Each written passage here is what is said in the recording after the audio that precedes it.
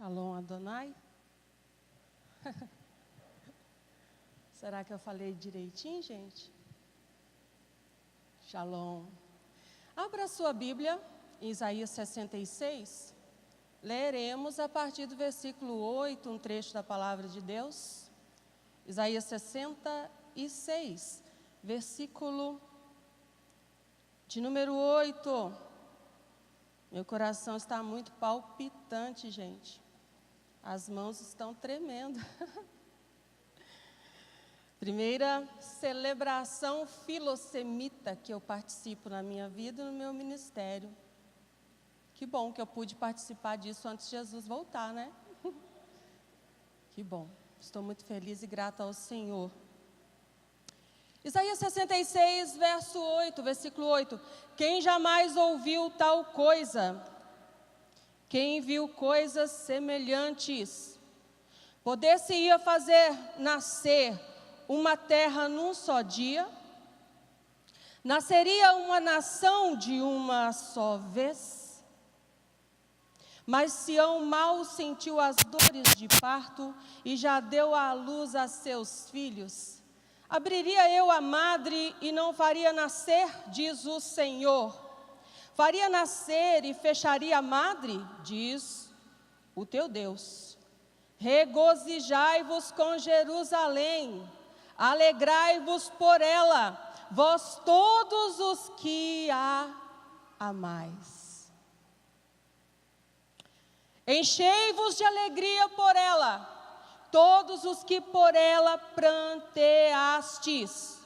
Pois mamareis e vos fartareis dos peitos das suas consolações, sugareis e vos deleitareis com a abundância da sua glória, porque assim diz o Senhor, estenderei sobre ela a paz como um rio, e a glória das nações como um ribeiro que transborda. Então sereis amamentados, sereis carregados ao colo, e sobre os joelhos sereis afagados. Como alguém a quem a sua mãe consola, assim eu vos consolarei em Jerusalém, vós sereis consolados. Isto vereis, e alegrar-se-á o vosso coração, e os vossos ossos reverdecerão como a erva tenra. A mão do Senhor será notória aos seus servos, e ele se indignará contra os seus inimigos. Amém?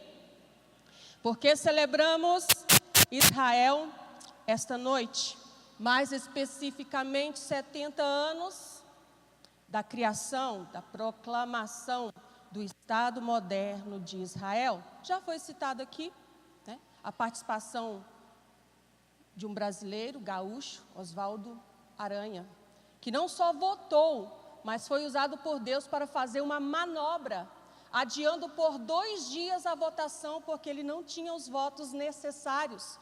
Precisaria de 2/3 dos votos a favor, e essa contagem não batia. Deus usou esse homem numa manobra, então foi possível ter esse contingente para aprovar a criação de Israel. Todo ano, Israel homenageia os descendentes dessa família, deste homem, Oswaldo Aranha. E às vezes nós, que somos a igreja, que temos a identidade da igreja intrinsecamente ligada à identidade, à formação e às promessas de Deus para Israel, esquecemos de celebrar. Tem um dado interessante, antes de que eu transcorra aqui sobre a palavra que foi lida, que eu discorra, gente, que ainda sobre essa questão do voto do brasileiro, né, que presidiu essa sessão da Assembleia Geral das Nações Unidas, isso foi em 1948, 14 de maio, na década de 50, foi descoberto o petróleo no Brasil. E muitos estudiosos dessas questões associam a descoberta do petróleo àquela promessa de Deus de que abençoaria todos que abençoassem o seu povo. Que foi um ato de recompensa, né? Foi algo que aconteceu assim, não foi por acaso, né? Mas que se entendeu como uma recompensa. Isso aí, então, fica a critério da fé de cada um, né, gente? Nem todo mundo é obrigado a crer assim. Mas eu, particularmente, creio assim, que não por acaso o Brasil descobriu, poucos anos depois, as reservas de petróleo. E enriqueceu bastante por conta disso. Louvado seja o nome do Senhor. Amém? Por que celebramos? Primeiro, é uma ordenança. O que nós estamos fazendo aqui hoje, com certeza, não é ideia. Não é uma sensibilidade de um coração muito apegado a Israel. Se eu entendi bem o texto que eu li aqui, o versículo 10 diz assim: regozijai-vos com Jerusalém e alegrai-vos por ela, vós todos que a amais. É imperativo. Nos alegrarmos por Jerusalém, com Jerusalém, nos regozijarmos por Jerusalém, celebrarmos os feitos do Senhor em favor de Jerusalém, de seu povo escolhido, é uma obrigação, é uma ordenança. Estamos aqui num ato e num culto de obediência à palavra do Senhor. Amém? Você se sente melhor com isso? Claro, né, gente? Por que celebramos Israel? Porque nós estamos vivenciando e celebrando um milagre. Inclusive o texto mesmo deixa muito claro: quem jamais ouviu tal coisa, quem viu coisas semelhantes, poder-se-ia fazer nascer uma terra num só dia, nasceria uma nação de uma só vez? A criação, a proclamação do Estado moderno de Israel, o ressurgimento, a restauração, o reajuntamento, tudo isso foi um milagre. Não foi apenas um acontecimento histórico, político ou geopolítico, mas já era um milagre profetizado na Bíblia Sagrada, e nós somos a geração que vimos esse milagre acontecer. A figueira brotou, ela floresceu, 70 anos se passaram, Deus continua fiel. Estamos celebrando um milagre. Então o crente gosta tanto de milagre, mas é muito seletivo, né? Gosta muito de celebrar o milagre da cura, de repente, de um câncer, quando ganha um carro, mas o que nós estamos fazendo aqui é adorando a Deus por esse milagre sobrenatural, extraordinário, que somente Ele poderia fazer acontecer. Não tem explicação humana. E já estava profetizado. Poder-se-ia fazer nascer uma terra num só dia?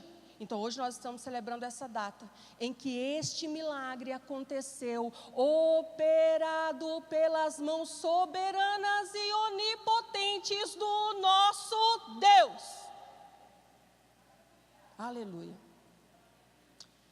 Segundo, celebramos, e Deus manda celebrar, primeiro porque é um milagre, segundo, porque celebrar os 70 anos da criação do ressurgimento de Israel é ter em tempo real, um testemunho de que uma prova, uma comprovação, uma evidência da veracidade da Bíblia Sagrada, da Palavra de Deus.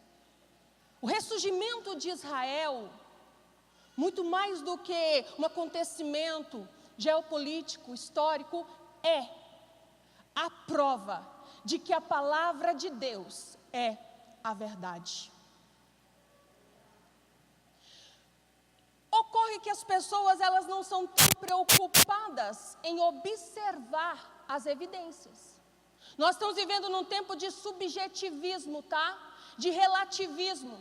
Eu convivo e ministro a uma geração que o tempo todo está desacreditando da palavra de Deus, questionando a palavra de Deus, relativizando a palavra de Deus. Nós vivemos num tempo de bombardeio de ideologias, de secularismo. Nós vivemos num tempo de total oposição à palavra de Deus, de descrédito à palavra de Deus. Mas estamos aqui celebrando algo que aconteceu e é uma prova para todo o mundo de que a palavra de Deus é a verdade. Não tem como eles negarem.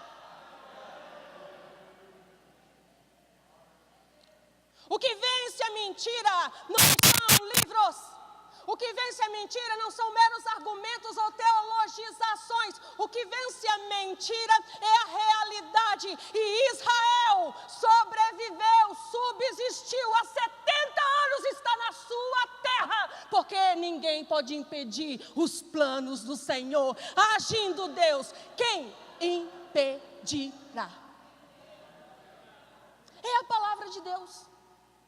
Prova que a palavra de Deus é a verdade. Tanto é que se você viu noticiários hoje, o que você estava assistindo? Testemunho de que a Bíblia que eu leio, a Bíblia que eu carrego para a igreja, aquela palavra que me pregam nos cultos da minha igreja, não é ficção, não é história da carochinha. Esta palavra é a verdade, está ali o cumprimento dela diante de todas as nações. Só não vê quem não quer, só não entende quem não quer entender.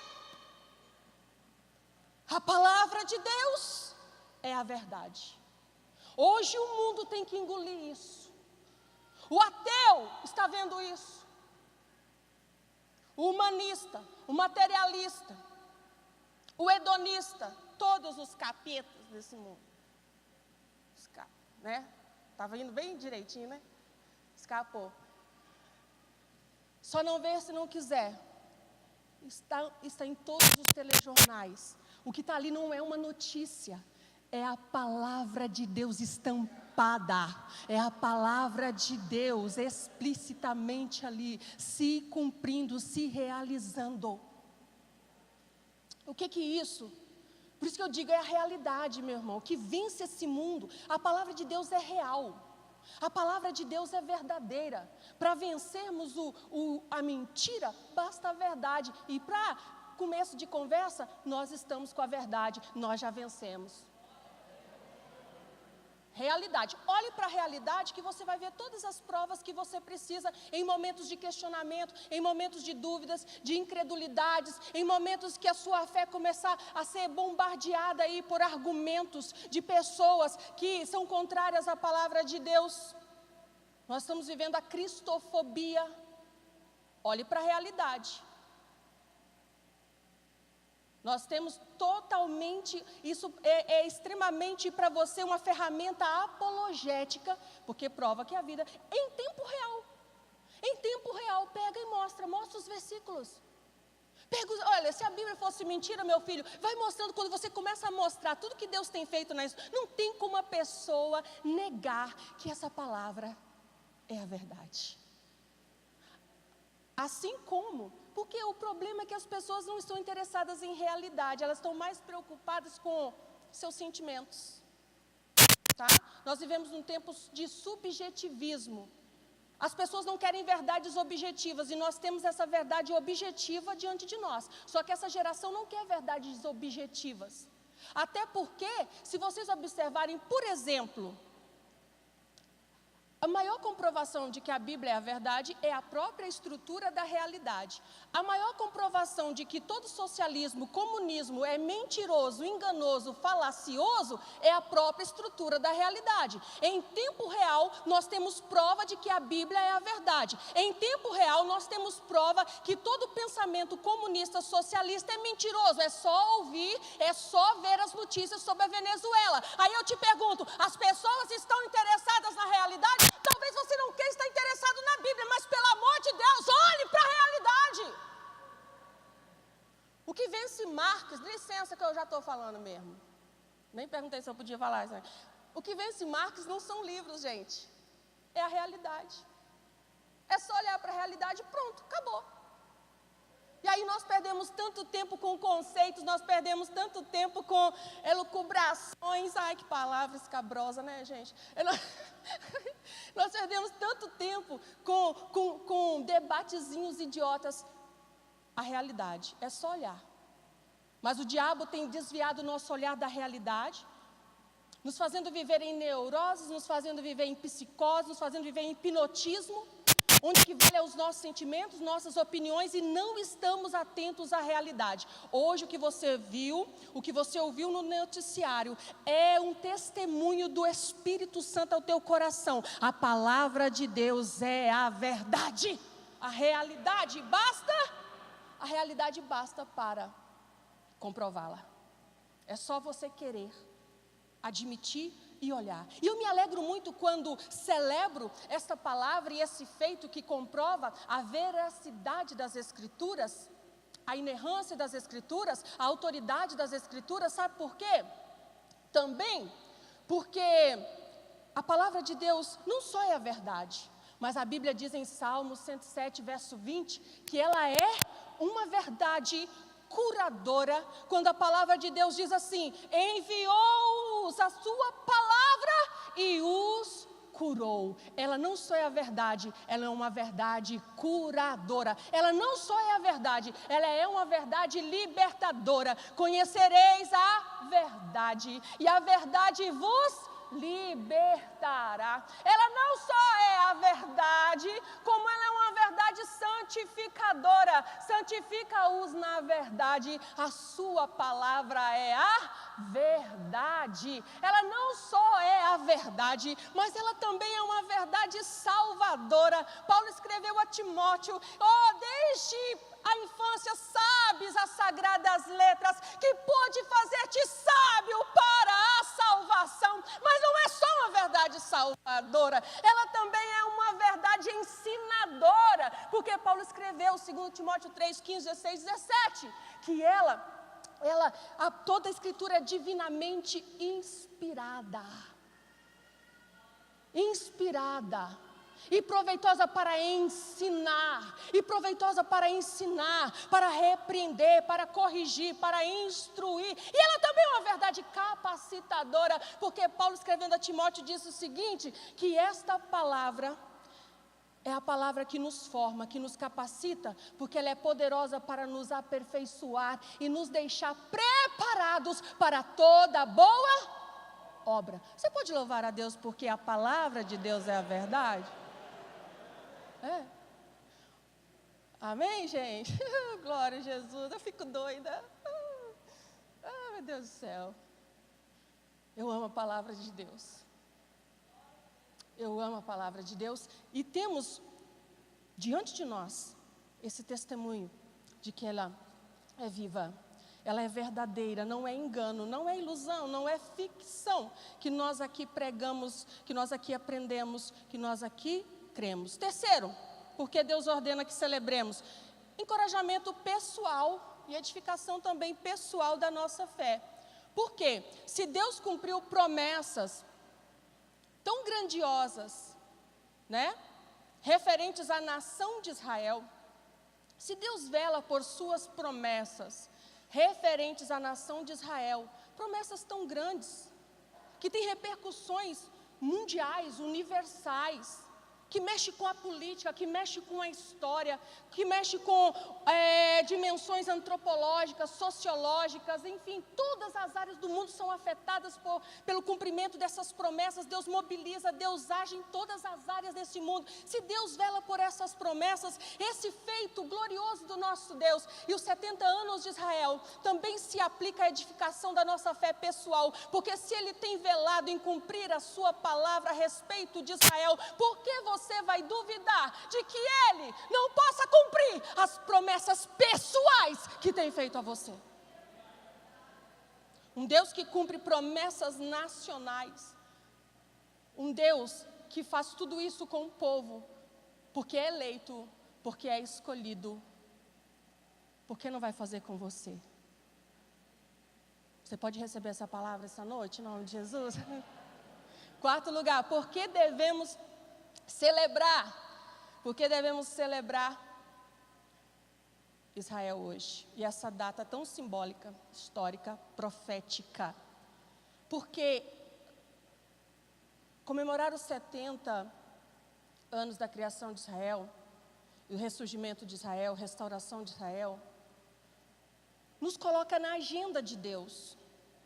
Não é só um acontecimento a respeito de Israel ou em Israel, mas estamos vivendo esse culto aqui, nos coloca diretamente na agenda, no cronograma divino. Por quê? No cronograma profético de Deus para o seu povo. Porque se Israel está comemorando hoje 70 anos, é porque Deus está preparando esse povo para o reino messiânico, o reino milenial ou milenal. Nos conecta diretamente com também o nosso futuro e o nosso destino profético. Porque se não existe Israel, você tem que rasgar Isaías 2 da Bíblia, você tem que rasgar Zacarias 8, 9, 10, 11, 12, 13, 14, você tem que rasgar Apocalipse 19, Apocalipse 20, você tem que rasgar. A existência de Israel como nação, como povo, e Deus preservando Israel fisicamente, Deus preservando Israel nacionalmente, e Deus preservando Israel também individualmente, seus líderes trabalhando na vida deles, é porque Deus está trabalhando para cumprir a sua palavra a respeito dos fins dos tempos. Nós estamos diante mesmo de uma metáfora, de uma parábola profética, de sinais dos tempos, dos sinais dos finais dos tempos. Nós, irmãos, estamos caminhando na mesma direção que Israel, porque se você não sabe, se não existe Israel, não pode existir segundo Tessalonicenses capítulo 2, porque onde que o anticristo vai fazer a arruaça que ele vai fazer?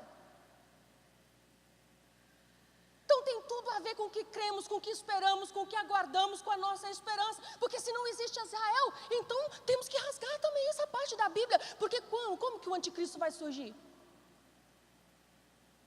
Celebramos Israel, porque sabemos que estamos na agenda de Deus, é o cronograma de Deus profético se cumprindo, é o plano de Deus se cumprindo na história do seu povo, e ele prossegue, não vai parar aqui. Amém? Preparação, tudo que está acontecendo, irmão, preparação para o reino messiânico. Jesus vai reinar 1000 anos. Boa notícia.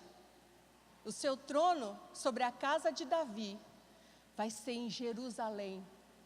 E os salvos que descerão com ele, e os salvos que ressuscitarão, reinarão com ele, serão reis e sacerdotes. A história de Israel e a história da igreja está eternamente vinculada, não tem como separar. Nós celebramos, porque a vitória de Israel é a vitória da igreja também. Nós estaremos lá reinando com Cristo, vivendo as promessas.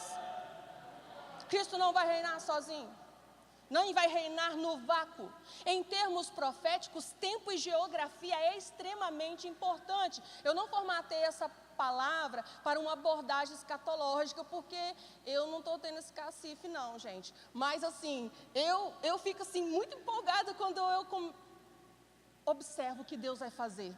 Porque o futuro para nós não é um ponto de interrogação. O futuro para nós não é uma incógnita, não é uma dúvida. Deus já contou tudo que vai acontecer. Isso que está acontecendo tem que ser novidade para o mundo, não para você. Como que nós entendemos o futuro, o final?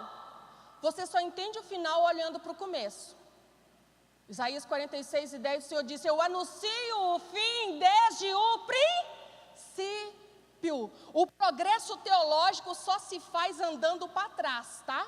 Teologia que anda para frente é heresia. O progresso teológico só se faz andando para trás. Se você quiser saber o significado de uma coisa, volta lá em Gênesis 1, volta em Gênesis 2, vai ver as primeiras ocorrências, as primeiras profecias. É assim que nós aprendemos. E Deus diz: eu anuncio o fim desde o princípio. E a boa notícia é, nós já sabemos como essa história vai terminar. Não se assuste com bombardeio, com ameaça, com arruaça, com oposição. É claro que o diabo está odiando o que está acontecendo, porque tem muito crente desapercebido desse cronograma profético de Deus, desse desígnio de Deus em andamento, em execução. Mas o diabo sabe que está chegando o dia que ele vai ser preso por 1000 anos e o Cordeiro vai reinar em Jerusalém. E todas as nações irão a Jerusalém. Aleluia! Todo justo, todo salvo está destinado a Jerusalém. Todos nós. Por isso celebramos. E nós já sabemos o final. Por que você baixa a cabeça e você fica jururu, bola murcha? Para mim, que crente bola murcha é crente que não entendeu nada de Bíblia. é o quê? Estrupício. Entendeu nada. Meu Deus do céu, nós já vencemos. O Cordeiro já venceu, nós já sabemos quem vence no final e a vitória é do povo de Deus. A vitória é do povo de Deus. Eu só estou pedindo, aqui gente, eu só queria estar lá na batalha do Armagedon, entendeu? Aquele negócio de sangue de cavalo nos cabelos, sangue assim, eu fico doida com aquilo. Ei Jesus, eu já queria estar ali, meu Deus do céu, o pau vai quebrar.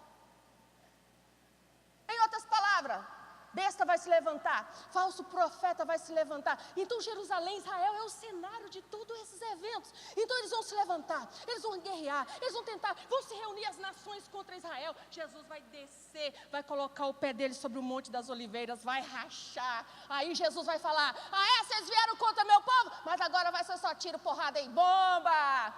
E pronto, acabou a raça de todo mundo. O reino milenial será um reino físico, será um reino político, econômico, geográfico, literal, segundo a perspectiva teológica, a linha teológica interpretativa que eu adoto, que eu sou dispensacionalista, né? Mas com um certo pezinho no pré-milenismo histórico. Então eu tenho assim, né? Eu gosto dessa linha. O Cordeiro já venceu. Não entendo o crente de bola murcha. Eu leio Apocalipse 18, eu fico doida, a queda de Babilônia, vai cair tudo, vai ruir tudo. E a Bíblia conta ali 7 gritos de ai, ai, ai da separação, ai da condenação, ai da lamentação. Mas aí, nos últimos versículos de Apocalipse 18, o Senhor diz assim, sai dela, povo meu, e cantai aleluia. Eu sou apaixonada pela palavra aleluia, sabe por quê? A palavra aleluia aparece nos Salmos, predominantemente 4, nos Salmos, e aparece em Apocalipse. Salmos e Apocalipse são os livros da Bíblia onde aparece a palavra aleluia. Todas as vezes é num contexto de vitória. E lá está dizendo que enquanto o mundo vai estar gritando ai, a igreja e o povo de Deus, Israel, estará cantando aleluia. E entraremos em Apocalipse 19. Aleluia, salvação e glória, honra e poder pertence ao nosso Deus. Por quê? Porque caiu a Babilônia. Porque o Cordeiro está no trono. Ah, meu Deus do céu, aleluia, Jesus, vem Jesus. Eu já estou doida querendo ver o grilo cantando na caveira do Hitler. Nós vamos estar lá, nós vamos julgar o mundo. Segundo 1 Coríntios 6 diz que nós vamos julgar anjos, nós vamos julgar o mundo. Meu Deus do céu, você está entendendo a sua identidade? E como Deus vincula, relaciona, associa a nossa história com a história de Israel. Até porque nós sempre temos que olhar para a história de Israel numa perspectiva de convergência. Sempre numa perspectiva de convergência. Porque um trabalho como esse, uma noite como essa, é muito propícia para o Senhor operar em nós um realinhamento e um redirecionamento profético. Precisamos disso. Porque existem algumas distorções em relação a Israel. A igreja já pisou muito na bola em termos históricos, institucionais e teológicos. A igreja tem dívidas históricas muito grandes com Israel.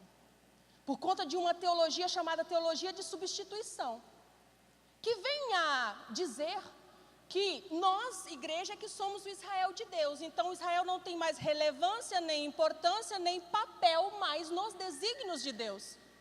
Israel está excluído. Agora Deus só tem negócio, Deus só tem palavra, Deus só tem promessa e tudo é para a igreja. Você não te aconselho a seguir essa linha. Porque se você segue essa linha, o problema não é de afinidade, o problema é de coerência bíblica. Você tem que rasgar muitas partes da Bíblia. Não tem como separar. Até porque, por que eu falo de convergências? Efésios 1, 9 e 10 diz que aprove a Deus seu plano, né? Fazer convergir todas as coisas em Cristo Jesus, tanto as que estão no céu como as que estão na terra. Israel e a igreja convergem em Yeshua. Por quê? Porque se Cristo é o cabeça da igreja, mas ele também continua sendo rei de Israel. Cristo é tanto o cabeça da igreja, quanto continua e sempre será o rei de Israel. Não tem como anular essas verdades. E nós precisamos desse realinhamento, por quê? Com a palavra de Deus, com os propósitos de Deus. Porque se você pensa errado sobre Israel, inevitavelmente você pensará errado sobre Deus.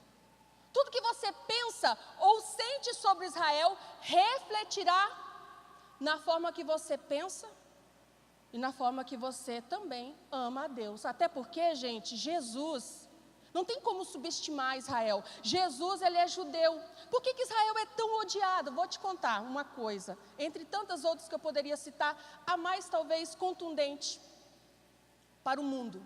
O próprio judeu, o mais importante dos judeus, o maior dos judeus, foi ele quem disse em João 4:22, a salvação vem dos judeus. Está entendendo por que o mundo odeia Israel? A Bíblia é uma produção judaica. De onde vem Jesus?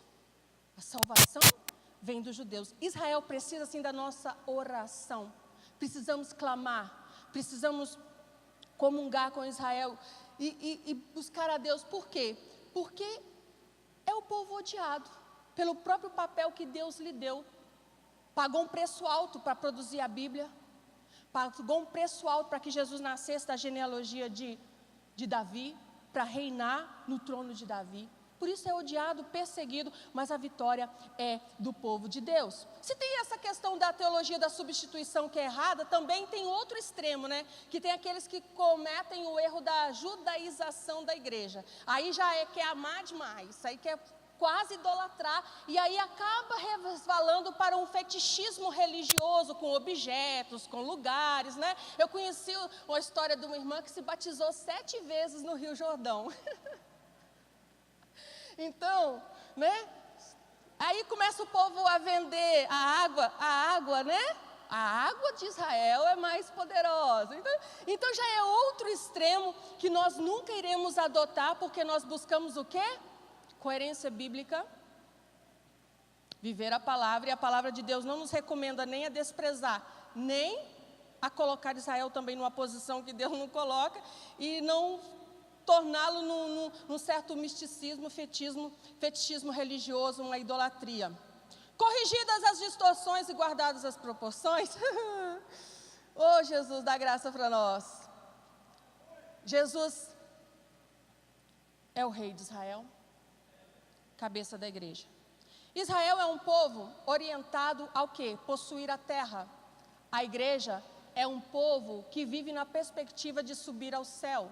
É por isso que eu me alegro. Israel, todas as promessas de Israel são referentes à terra.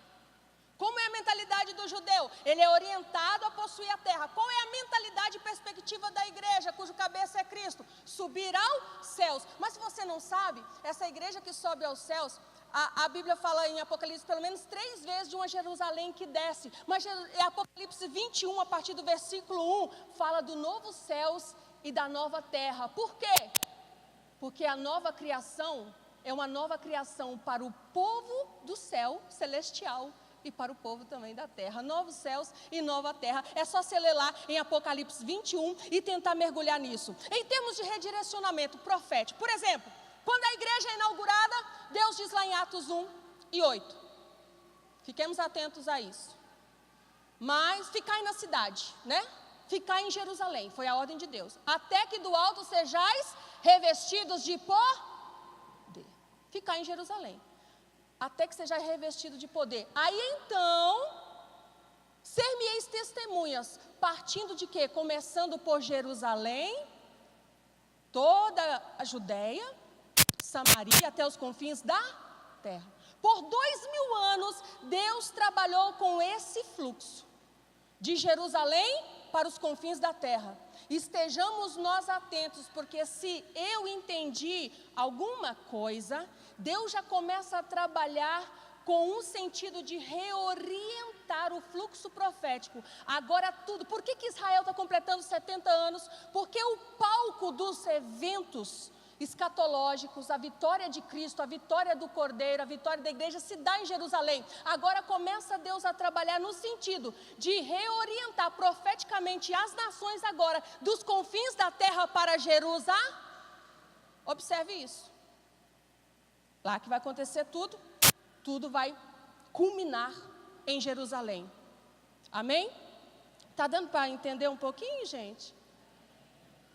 É palpitante, mas é muito profundo, né? A gente não dá conta assim de, meu Deus do céu, mergulhar na profundidade dos significados todos envolvidos nessas questões. Gente, eu vou terminar falando assim, em termos assim mais aplicativos, que nós sempre estamos nos relacionando com Israel, tá?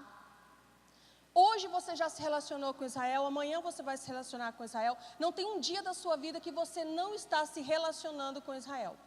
Só que esse relacionamento nosso com Israel, ele é tridimensional. Nós nos relacionamos com o passado de Israel o tempo todo. Lá em Romanos, Paulo escreveu o seguinte no capítulo 9, olha, a lei veio deles são as alianças, deles são a lei, deles são os patriarcas. Então toda vez que nós falamos de Abraão, de Davi, de Moisés, nós estamos nos relacionando com quem? Israel. Não tem como nos relacionar com Israel. A história que pregamos, os feitos que narramos, se falamos dos patriarcas, o legado espiritual que temos vem de quem? Israel. História de Israel. Só que nós nos relacionamos com Israel não só no passado. Nós nos relacionamos também no presente com Israel. Por exemplo, quem aqui tem carro com motor a gasolina? Vocês não estão usando só álcool, gente? E o motor não pega gasolina, não? Foi um judeu que inventou. Quem aqui já tomou penicilina? Foi um judeu que inventou. Quem aqui tem celular? Fabricado, inventado em Israel pela Motorola. Quem aqui tem pendrive? Fabricação dos israelenses. Quem aqui já tomou anestesia? Se você vai no hospital e você não sofre dor. Eu quando fiz a cesárea, levei aquela agulhada deliciosa aqui na coluna. Mas graças a Deus, você imagina você ser cortada sem anestesia? Quem inventou anestesia? Um judeu. Cura da tuberculose, um judeu. Bomba atômica, um judeu. Noções de saúde preventiva, raízes judaicas. Primárias noções de seguridade previdenciária, seguro previdencial, justiça social, raízes judaicas. Noções, a primeira noção de lua de mel, raízes primárias no judaísmo, porque Deus mandava que aquele que casasse, ele era dispensado 1 ano da guerra. Né? Deus manja dos Paranaê, Deus cuida de cada detalhe. 1 ano não podia ir na guerra. Então hoje tem essa cultura de lua de mel, né? Então nós vamos encontrar essas raízes assim, interessantes. Povo judeu, nós estamos o tempo todo. Eles ocupam 1/6 de 1% do território do Oriente Médio. Eu não estou falando 1% de 1/6, estou falando 1/6 de 1% do território do Oriente Médio. A população de Israel é 2/10 da população mundial. Mas adivinha qual a nação que mais tem prêmio Nobel na história? Quase metade dos prêmios Nobel são de judeus. Tecnologia, quem inventou a Bolsa de Valores? Judeu. As maiores startups, não sei como é que fala o negócio, judeu. Cadê os adolescentes e crianças? Quando você vai lá assistir Guerra Infinita, criação de um judeu. Quem gosta do Hulk? Heróis da Marvel, criação de um judeu. Para todo lado que você for, Waze, GPS, criação de um judeu. Sistema de armazenamento de voz, sabe você que manda aquele áudio de 30 minutos, que nem eu? Criação de um judeu, essa tecnologia. Você está o tempo todo sendo abençoado. Por que os judeus são assim? Porque Deus Deus disse que eles abençoariam através de Abraão, da semente dele, seriam abençoadas todas as famílias. Nós estamos sendo abençoados e não sabemos, nós estamos o tempo todo nos relacionando e desfrutando de algo que Deus usou um judeu para abençoar e legar à humanidade. Na ciência, na física, na medicina, na tecnologia, nas artes, no cinema, para qualquer área que você olhar, na filosofia, os ícones de excelência, de relevância e de influência do mundo, sempre tem um judeu lá. Eles estão no nosso dia a dia o tempo todo. Só que tudo isso eles foram capazes de produzir enquanto perseguidos, enquanto quase dizimados pelo Holocausto, por Hitler, perseguidos pelo mundo, mesmo perseguidos, nunca foram insignificantes. Eu aprendo muito nesse relacionamento cotidiano com tudo que Israel representa para nós, porque o brasileiro ele é medíocre, o brasileiro é preguiçoso, mas o brasileiro é vitimista, gosta de ser o coitadinho, gosta de fazer campeonato de desgraça. Um dia fomos visitar a irmã, aí a irmã estava lá sofrendo, aí uma falou assim: essa luta sua não é nada comparada com a minha. Aí eu, opa! Aí a segunda falou: não, se juntar de vocês duas não dá metade da minha. Aí a terceira falou: o quê? Vocês três estão chorando de barriga cheia. Eu falei: meu Deus, o povo é crente e fazendo campeonato de desgraça. Qual que é o mais desgraçado? Não tem uma palavra de consolo. Tudo isso que vem sendo produzido pelos judeus, enquanto isso o pau está quebrando em cima deles. Você não vê mediocridade, você não vê na vida deles vitimismo. É um povo que hoje é a nação das nações mais poderosas do mundo, com um pedacinho de terra minúsculo, com uma população de poucos milhões de pessoas em meio a 7 bilhões, e eles são uma nação poderosa, e ninguém explode eles, embora sejam pequenos. Sabe por quê? Porque são grandes em Deus, têm promessas grandes, têm uma capacidade grande, não são medíocres. Agora, brasileiro, imagina, irmão, um pedacinho de terra, 1/6 de 1% do Oriente Médio é o território. Nação das mais poderosas da terra, das mais ricas da terra, com autonomia na alimentação, autonomia de abastecimento de água, autonomia em tudo. Israel é ponta e referência em todo tipo de conhecimento e tecnologia. Aí eu te pergunto, e se Deus tivesse dado o Brasil para Israel? Com uma fazendinha de terra, olha o que é esse povo. Ninguém se intromete, irmão. Até porque foi eles que inventaram a bomba atômica. Se alguém for se meter de um louco com esse, estão tudo lascados. Pensa num povo, irmão, só tem 70 anos que estão nessa terra e olha como que já fizeram pelo mundo. Olha como abençoa a nossa vida, a penicilina que você toma. Tem a mão de um judeu, tem o cérebro de um judeu. Porque é povo de Deus. Agora o Brasil, olha o tamanho do Brasil. Olha quanta água no Brasil. Eles tiveram que arrumar tecnologia para ter água, tecnologia para irrigar o deserto. Tudo é na base da raça, tudo é na base de buscar conhecimento, tudo é na base de produzir, de superação. Tudo em Israel é superação em Deus. Mas também com muito afinco daquele povo. Agora olha para a igreja. Israel produziu tudo isso enquanto perseguido e dizimado. E nós, vem uma lutinha, não aguento. Ai, não aguento ir na igreja não, porque minha luta está muito grande. Oh, miséria.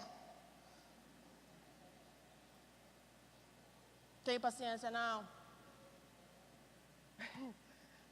Ô Pai do Senhor, pastor. Pai do Senhor. Você não tem vergonha não? Eu tenho. Os prêmios Nobel, os maiores literatos do mundo, os maiores cientistas do mundo. Agora crente não dá conta nem tira nota na prova. E se a Bíblia diz em Hebreus 11:40 que Deus proveu coisas superiores a nosso respeito? Está lá a história de Noé, de Abraão, de Moisés, está lá a história de Davi, de Baraque, de Sansão, está lá a história de todo mundo. Mas antes de terminar, Deus fala assim: provi coisas superiores a respeito de quem? Da igreja, da nova aliança, do sangue do Cordeiro. E cadê essas coisas superiores? Que a única coisa que você sabe falar é reclamar. É o crente pelinha. Ai, uma pelinha da minha unha. Ai, Senhor, por que permitiste quebrar minha unha, Senhor? Tem. Nós podemos, Deus proveu coisas superiores para nós. Olha o que eles têm feito. Enquanto perseguidos. Só que brasileiro não gosta de trabalho. Esses dias eu estava no ponto de ônibus lá em Curitiba. 4 caras conversando. Sabe qual que era a conversa? Cada um trabalhava num lugar diferente. Os 4 estavam falando mal do patrão. Numa crise dessa, em vez de agradecer de ter emprego, estavam falando mal do patrão. Sabe por quê? Porque brasileiro não gosta de trabalhar. Toda peste que eu conheço reclama do serviço. O mínimo que um ser humano tem que fazer, irmão, pare de reclamar do seu trabalho. O mínimo que um ser humano tem que fazer é cuidar da própria sobrevivência, rapaz. Você não trabalha porque Adão pecou, não. Antes do pecado, Deus deu trabalho, mandou guardar e lavrar o Éden. Criatura acha que está morrendo só porque está cuidando de comer. Fez nada além de só male e consegue comer. Male consegue cuidar do filho. Então vamos aprender com esse povo. Se nós temos o Espírito, olha que eles não estão tendo o Espírito Santo, hein? Nós temos o Espírito Santo, gente. Nós temos o Evangelho, gente. Nós somos povo de Deus, gente. Por que nós somos medíocres desse jeito, meu Deus? Você é mole desse jeito? Põe a mão na sua cabeça aí. Fala, espírito de moleza. Me larga. Fala, eu me expulso de mim mesma.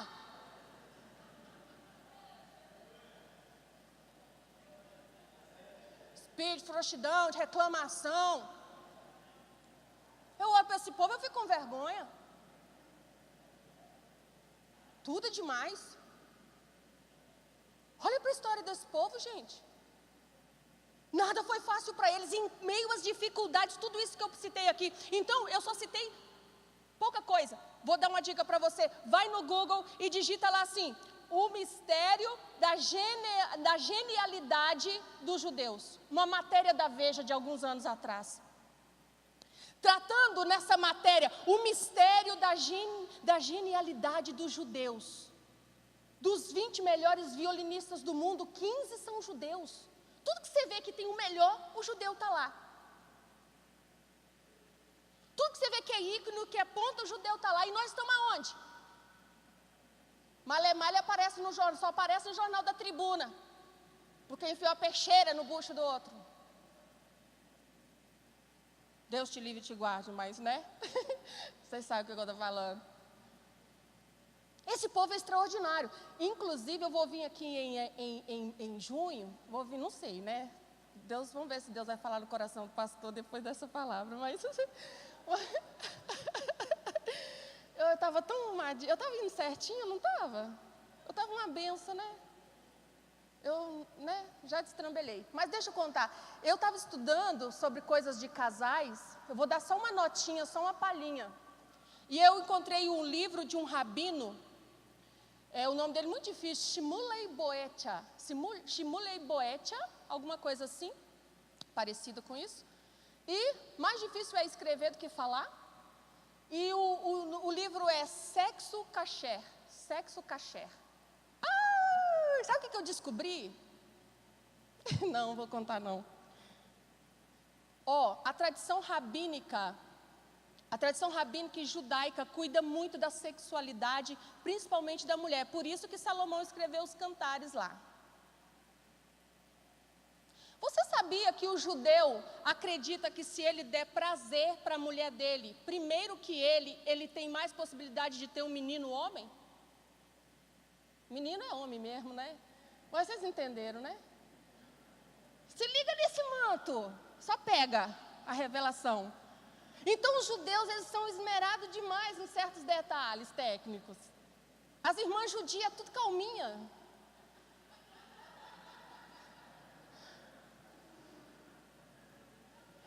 Elas são calminhas, elas são alegrinhas demais. Elas têm umas peles bonitas. Você vai lá, você pergunta, irmão, você tem quantos anos? 120, menos ruga que eu. Por que será, né, gente? Não sei, eu vou continuar estudando o livro, né? Se Deus liberar, talvez eu conto mais um pouco para vocês, mas eu achei demais da conta. É cultural isso. Imagina se o brasileiro, se o irmão crente, que tem o Novo Testamento, que tem 1 Coríntios 7, se ligasse nos mantos, não liga. Mas judeu está ligado nos mantos há muito tempo. Jesus, eu vou terminar, misericórdia, Senhor. Ai, Jesus. Faz a obra, Pai. Muito bem. Ô, gente, vocês estão de mal de mim? Não, né? Vamos celebrar, nós estamos aqui amando Israel, amém? Eu estou dentro do tema. Então, eu, por acaso, amei demais da conta, né? Os aprendizados. Ai, meu Deus do céu. Até perdi meu tino. Vamos ficar de pé em nome de Jesus?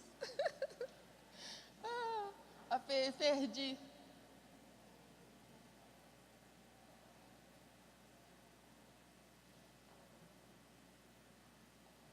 Meus irmãos, por que Deus escolheu Israel? E para que Deus escolheu Israel são as grandes perguntas sobre esse povo. Por que Deus te escolheu? Para que Deus te escolheu? São as grandes perguntas sobre você e sobre mim. Por que Deus escolheu Israel? Pelo mesmo motivo que te escolheu. Porque Ele quis. O próprio Deus disse, não era porque vocês eram o povo mais numeroso. Não era porque vocês eram um povo mais sábio. Vocês eram o menor povo, mas eu vos amei. Deuteronômio está escrito, capítulo 7. Deus escolheu Israel soberanamente. Deus chamou um tiozão de 75 anos para historificar o plano da salvação. A mulher dele era estéril. Sabe o Deus que escolhe quem ninguém mais escolheria? Que escolhe os que não são para confundir os que são? Deus escolheu Israel soberanamente, escolheu porque quis. Ele também te escolheu porque quis. João 16, 15 e 16. Não fostes vós que me escolheste, mas eu vos escolhi, vos nomeei e vos designei para que vades e deis fruto. Deus escolheu Israel. Por quê? Porque Ele quis, é soberano. Deus escolheu para quê? Para ser propriedade particular. E Ele tem pago um preço muito alto por ser diferente. Na Idade Média, eles foram odiados porque as crianças judias não morriam e as outras crianças e pessoas morriam com a peste negra. Mas por que as crianças judias não morriam, nem os judeus morriam? Porque eles cumpriam os cerimoniais, as leis cerimoniais, tomavam banho, se higienizavam. E na Idade Média o povo era muito porco, morria por conta de contaminação de ratos, de sujeira. A lei, Deus disse, né? A lei é boa, Paulo falou, não é má não. Deus fez esse povo ser diferente, essa diferença fez com que esse povo prevalecesse, mas trouxe preço também. Deus te escolheu porque quis, mas te escolheu para ser diferente também, amém? Para ser propriedade peculiar, particular. Para ser povo santo. Deus escolheu para ser dele, Deus escolheu para uma função, propriedade e função, glorificar o nome dele. Então nisso também nós estamos identificados com Israel nesse sentido, porque a eleição de Israel é soberana, a nossa também. Deus escolheu Israel com propósito, nós também. Nós estamos cumprindo. Cumpra os desígnios de Deus, glorifique o nome do Senhor. Ser diferente, Israel nos mostra que ser diferente, ser escolhido tem preço, mas nada impede a vitória. A promessa é sempre maior do que o processo. Hoje comemoramos 70 anos da história de Israel, uma promessa cumprida. A promessa é sempre maior do que o processo. Deixa essa palavra para o seu coração em nome de Jesus. Amém? Amém.